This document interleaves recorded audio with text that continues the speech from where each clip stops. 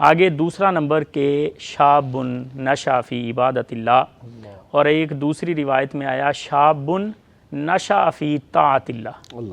ایسا نوجوان جو اللہ کی اطاعت کے اندر اپنی زندگی گزار دے، اللہ کی عبادت کے اندر اپنی زندگی گزار دے۔ اب چونکہ وہ کہتے ہیں نا جوانی مستانی ہوتی ہے، اور جوانی کے اندر فتنوں کا عروج، جوانی کے اندر غصے کا غلبہ، جوانی کے اندر کسی کو کچھ سمجھنا نہ، جوانی کے اندر مال اکٹھا کرنے کا حرص،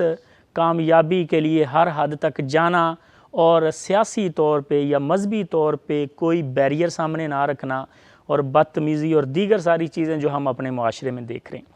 اب جوانی اتنی اہم ہے کہ اگر کوئی بندہ جوانی کے اندر عبادت اور اللہ کی اطاعت میں لگ جائے تو نبی علیہ السلام نے فرمایا کہ ایسے شخص کے بارے میں اللہ رب العزت اپنے فرشتوں سے پوچھتے ہیں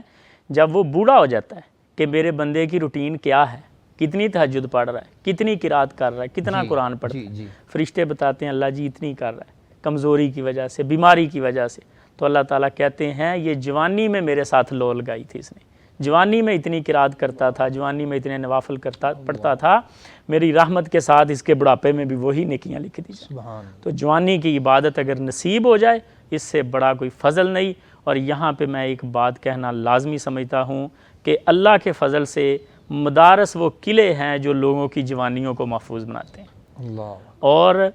ہم دین کے ساتھ جڑے ہوئے ہیں اللہ کی توفیق کے ساتھ، لیکن پھر بھی سوچتے ہیں کہ جس دور میں مدرسے میں تھے وہی حسین دور تھا۔ تو مدارس کے اندر اپنے بچوں کو بھیجیں تاکہ ان کی جوانیاں محفوظ ہو جائیں۔